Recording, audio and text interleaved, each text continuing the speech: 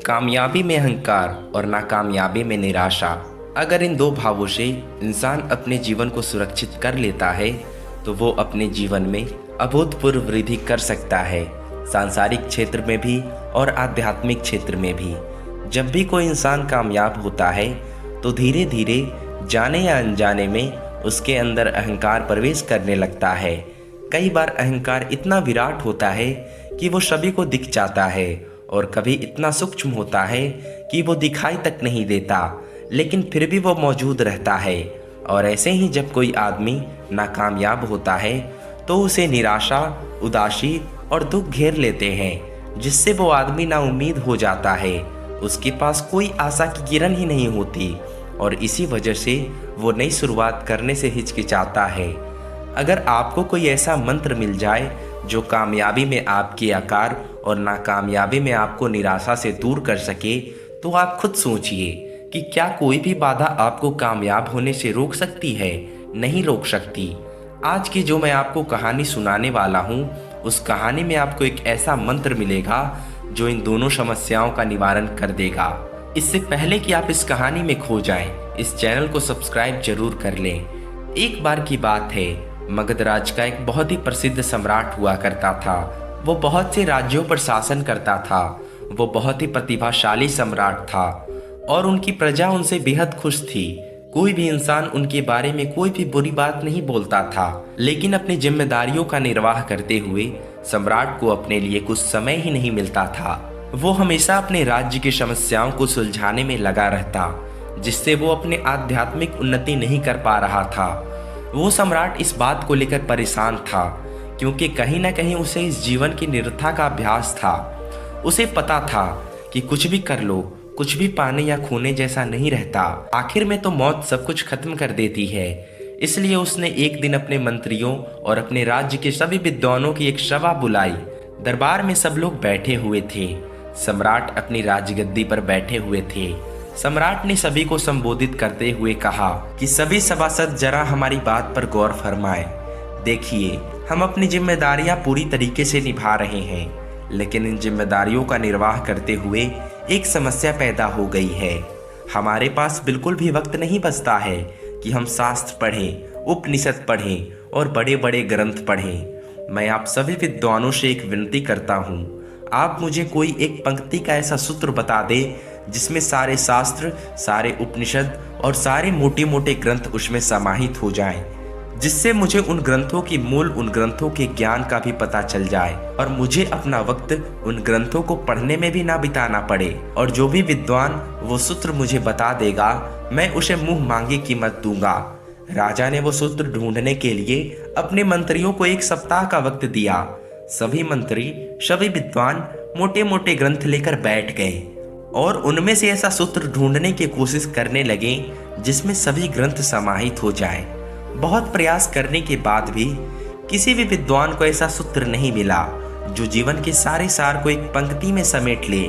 आखिरकार 1 सप्ताह के बाद निराश होकर वो सभी सम्राट को कहते हैं कि महाराज, हमने बहुत कोशिश की, सारे ग्रंथ, सारे सार पढ़ डाले, लेकिन हमें ऐसा सूत्र नहीं मिला जो एक पंक्ति में सारा सार समेट ले। आप खुद ही सोचिए कि एक पंक्ति में इतने मोटे मोटे ग्रंथ कैसे समा सकते हैं। इस पर सम्राट ने कहा कि कोई ना कोई रास्ता तो निकालना ही पड़ेगा।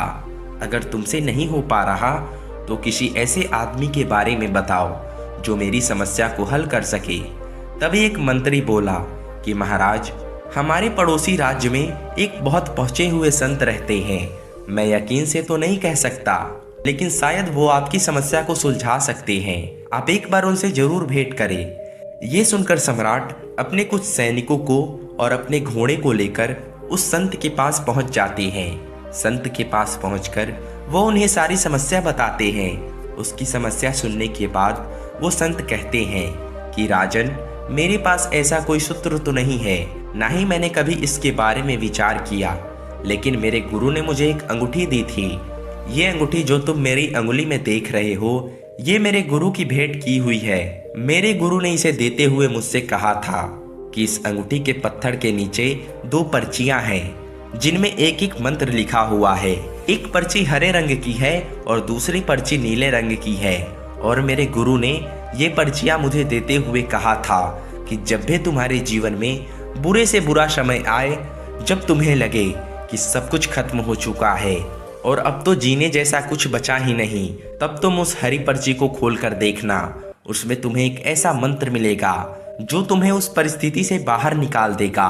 और दूसरी पर्ची तुम तब खोलना जब तुम अपने जीवन में सब कुछ हासिल कर लो, जब तुम्हें लगे कि जीवन में मैंने सब कुछ पा लिया, अब तो पाने जैसा कुछ रहा ही नहीं, तब तुम दूसरी पर्ची खोलना। इसके बाद उस संत ने कहा कि मुझे तो अपनी जिंदगी में इसकी जरूरत ही नहीं पड़ी, क्योंकि मेरे पास ऐसा वक्त ही नहीं आया कि मुझे ये पर्ची खोलकर देखने की जरूरत पड़े। इसीलिए ये पर्ची मैं तुम्हें भेंट कर देता हूँ। और ये कहते हुए उन्होंने वो अंगूठी सम्राट को भेंट कर दी। सम्राट ने भी वो अंगूठी स्वीकार कर ली और अपने राज्य में वापस लौट आया। समय ऐसे ही चलता रहा। बहुत साल बीत गए। राज्य पूरी खुशहाली के साथ चल रहा था। अक्सर बीच बीच में सम्राट के मन में अंगूठी को देखकर ये ख्याल आता था कि एक बार खोल कर देखता हूँ इसमें क्या मंत्र लिखा हुआ है। लेकिन वो उस संत की बात याद करके उन पर्चियों को नहीं देखता था। वो सोचता था कि कहीं मैं अभी इनको खोल दूं तो इनका मंत्र निष्फल हो जाएगा। इसलिए उसने सामान्य परिस्थिति में उन पर्चियों को नहीं खोला। लेकिन समय की एक खासियत होती है, वो हमेशा बदलता जरूर है। और इसी तरह एक दिन उनके राज्य पर पड़ोसी राजा ने हमला कर दिया। सम्राट ने अपने सैनिक बलों के साथ उनका डटकर मुकाबला किया, लेकिन उनकी सेना बहुत बड़ी थी, जिसकी वजह से राजा को हार का सामना करना पड़ा। हारने के बाद उसका राज्य तहस नहस हो गया। सारे घर बर्बाद हो गए और बहुत सारे सैनिक मारे गए। आखिर में राजा को अपनी जान बचाने के लिए अपने कुछ सैनिकों के साथ वहां से भागना पड़ा। राजा का परिवार भी इस युद्ध में खत्म हो चुका था। अब राजा केवल अकेला बचा था और वो अपनी जान बचाने के लिए पहाड़ियों के रास्ते से भागना शुरू कर देता है। साथ में उसके कुछ सैनिक भी होते हैं, लेकिन कुछ समय बाद सैनिक भी उसका साथ छोड़कर भाग जाते हैं, क्योंकि उन्हें लगता था कि दूसरी सेना के जो सैनिक उनका पीछा कर रहे हैं वो राजा को मारते वक्त मुझे भी जिंदा नहीं छोड़ेंगे। और यही सोचकर वो सैनिक अपने राजा को अकेला छोड़कर वहां से भाग जाता है। अब राजा अकेला रह गया था, कोई उसका साथ देने वाला नहीं था। वो तो पहाड़ियों पर अकेला अपने घोड़े पर सवार होकर उनको पार करता हुआ आगे चला जा रहा था। लेकिन दूसरी सेना के सैनिक किसी भी कीमत पर उसको ढूंढकर मार देना चाहते थे और पीछा करते हुए वो उसके बहुत करीब पहुंच चुके थे। तभी राजा को उनके आने की आहट मिली। राजा तुरंत अपने घोड़े से उतरकर वहां पर कुछ झाड़ियों में छुप जाता है। राजा जब झाड़ियों में छुपा हुआ था तो उनके कदमों की आहट से राजा का दिल सहक जाता था। तभी झाड़ियों में छुपे हुए राजा को उस अंगूठी की याद आई और उसने छुपे छुपे ही उस अंगूठी के ऊपर वाला पत्थर निकाला और उसमें से हरे रंग की पर्ची निकाली जो संत ने बुरे वक्त के लिए बताई थी। राजा ने वो पर्ची खोलकर पढ़ी और उसके बाद उसके चेहरे पर मंद मंद मुस्कान आने लगी। उस पर्ची में लिखा था, ये वक्त है, ये भी बीत जाएगा। ये मंत्र पढ़ने के बाद उस सम्राट के मन को हिम्मत मिली और वो वहीं पर छुपा रहा। पूरी रात ढूंढने के बाद जब सैनिकों को सम्राट कहीं नहीं मिले तो वो वहां से खाली हाथ लौट गए। ये वक्त है, ये भी बीत जाएगा। और इससे उसे बहुत हिम्मत मिली और उसने अपनी बची कुची टुकड़ी लेकर फिर से अपनी सेना तैयार की और कुछ समय बाद अपने पड़ोसी राज्यों से मदद लेकर उसने अपनी दुश्मन सेना पर हमला कर दिया। उसने पूरी हिम्मत के साथ वो जंग लड़ी और आखिर में वो जंग जीत गया और उसे अपना राज्य फिर से वापस मिल गया। अब फिर से राजा के वही दिन वापस आ गए थे, बल्कि वो उससे भी ज्यादा प्रसिद्ध हो गया था, क्योंकि उसने एक छोटी सी टुकड़ी के साथ एक बहुत बड़ी सेना को हरा दिया था, जिससे पूरे देश में उसकी प्रसिद्धि, उसकी प्रतिष्ठा पहले के मुकाबले कई गुना बढ़ गई थी। और अब उस सम्राट को लगने लगा कि मैंने अपने जीवन में सब कुछ फतह कर लिया, अब जीवन में कुछ भी पाने जैसा नहीं रहा, सब कुछ मैंने भोग कर देख लिया। तभी उसे उस अंगूठी की फिर से याद आई और उसे याद आया कि संत ने कहा था कि इसमें जो नीली पर्ची है इसे तुम उस वक्त खोलना जब तुम्हारे पास सब कुछ हो, जब तुम्हें किसी चीज की कोई इच्छा न रह जाए और जब तुम्हें लगे कि तुमने सब कुछ हासिल कर लिया। ये सोचकर उसने उस अंगूठी का पत्थर हटाया और वो नीले रंग की पर्ची निकली और खोल कर देखा और देखने के बाद उसके चेहरे पर उदासी छा गई। उस पर्ची में लिखा था, ये भी वक्त है और ये भी बीत जाएगा। कुछ देर उदास रहने के बाद वो सम्राट बहुत जोर जोर से हंसने लगता है, क्योंकि उस पर्ची में उसे पूरे जीवन का सार मिल गया था। सभी ग्रंथ का ज्ञान उस पर चिन्ह समाहित था। मंत्र एक ही था कि ये भी वक्त है, ये भी बीत जाएगा। लेकिन सारी किताबों का, यही सारे शास्त्रों का और यही सारा ज्ञान है जो इस एक पंक्ति में समाहित है। ये भी वक्त है, ये भी बीत जाएगा। अक्सर हम जब नाकामयाब होते हैं, जब हमारा कोई भी काम सफल नहीं होता, तो हमारा मन घोर निराशा से भर जाता है। हमें कोई रास्ता नजर नहीं आता। लेकिन अगर ऐसे वक्त में भी आदमी ये मंत्र याद रखे कि ये भी वक्त है और ये भी बीत जाएगा, वो इंसान कभी भी हिम्मत नहीं हार सकता और ना ही उदासी उसे कभी घेर सकती है। ऐसे इंसान फिर से नई शुरुआत करते हैं और जीवन में आगे बढ़ते हुए सफलता हासिल कर लेते हैं। लेकिन सफलता हासिल करने के बाद भी उन्हें अक्सर अहंकार आ जाता है।